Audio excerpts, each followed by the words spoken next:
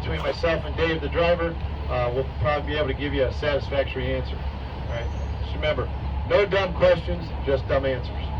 And that's my job. So now you can really appreciate the breathtaking view of that Lake Point Tower building. And then you can start to see some more of that lovely restaurant that rotates. And then you can start to see the John Hancock Center. From that point, if you're looking straight over there, you can actually see those tilted windows that open up at a 45-degree angle. It's up there on the 95th floor. So if you do go up into the Hancock Tower, once you're boarded in that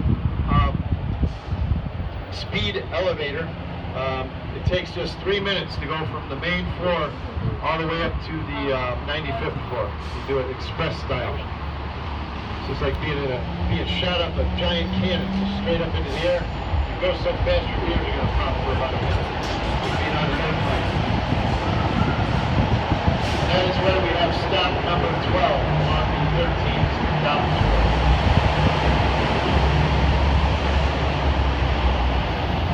So the structure that we're on right now, both on and above us, is known as the Franklin Delano Roosevelt Drawbridge. From start to finish, just over 3,000 feet long. In the middle, right above the river, the drawbridge will open up, so it goes like this. Pops straight up in the air to allow the tall ships with the big sails to come in and out of Lake Michigan. And they do that all up and down the river.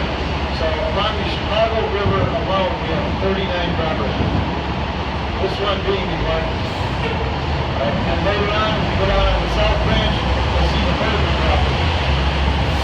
It's really cool. I would just love to one day just do a drawbridge tour. It's amazing when those things go up, they all go up synchronized. When one goes up, boom, it stays up and closes, next one goes up, so on and so forth. Yes, they do it like twice a week. So they film it every day unless there's an emergency. You don't ever want to be stuck in line waiting for that because sometimes it's like 45 minutes. They try to get as many boats together at one time. They can put it closer to 10. We have radio man controlling it, we have computers controlling it. So the next one that you can clearly see is the Columbus Drive one. Those cars are traveling over it, and then further down you'll see the Michigan Avenue Bridge. All this was paid for by federal money. The federal money was put together by Franklin Roosevelt himself. Therefore, that is why we call it the Franklin Delano Roosevelt Bridge. And the man himself came here to dedicate it, warning all of us about the dangers of the upcoming European war, pledging that we would not get involved. But the Japanese had other ideas. They launched us into it, and then next thing you know, we're in Europe and Asia all at one time. But hey, we won, so it's all that matters. So we're here celebrating all the freedom and the liberties. We're also celebrating 100 years of clean Chicago River water. That giant fountain over there sprays a water cannon for 2 minutes at the top of every hour. So we're going to miss it this time because it's 10 to 12, but we will see it at some point. So here we are on beautiful Upper Wacker Drive, named after the city's first Commissioner of Roads and Highways, Charles Wacker. So way down below, at the river's edge, is the Lower Wacker Drive. Word of caution, if any of you did drive your car here for the vacation, make sure you avoid the city's impound. The city's impound is down below. If you blow off the parking meters, or if you choose to park in a restricted parking spot, next stop, the pound. And it takes a pound of flesh to get your car back, almost literally. It's about $120 a day, on top of the violation that got you sent there. So, these lovely people known as the Lincoln Park Pirates, they come around with their hooks, and they will hook you. And then they'll take you down there, and you gotta pay a king's ransom to get your car back out. So, no shortage of brand new construction. This property here is being transformed into a brand new Apple store. Okay? And then eventually the Chicago Tribune Tower will be sold. There's a deal on the table right now. A private equity firm out of California has offered $240 to $260 million for that building.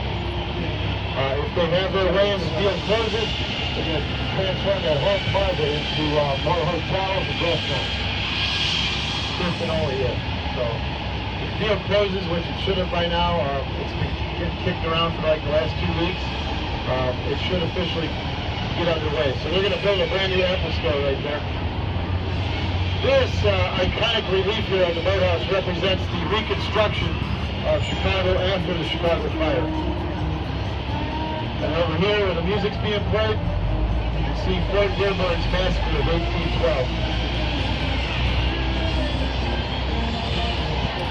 And there's no shortage of free street musicians, all right? At any given point in the day or the evening, including the live music, in and around the city, especially as you get closer to Grant Park and Millennium Park. So this is going to be stop number 10. Right here at beautiful Jack Brickhouse Way. Jack was a legendary sports broadcaster in the city for many decades. Most famously as the announcer for the Chicago Cubs, specifically during the 1960s and 1970s. Once he passed his microphone, he retired and he passed it over, or the baton, if you will, to Harry Carey once he made his way to the north side after leaving Comiskey Park. So technically this guy should not be here. He's taking our spot, so once he moves, we'll officially let you guys hop off at stop 10. Quick show of hands, anybody for 10? Okay. We'll get you there. We're almost there. We're almost there. Yes, sir. It's also known as the Miracle Mile. If you can walk from here to stop 12 without spending $1, you will receive a miracle. And your wallet will thank you. All right.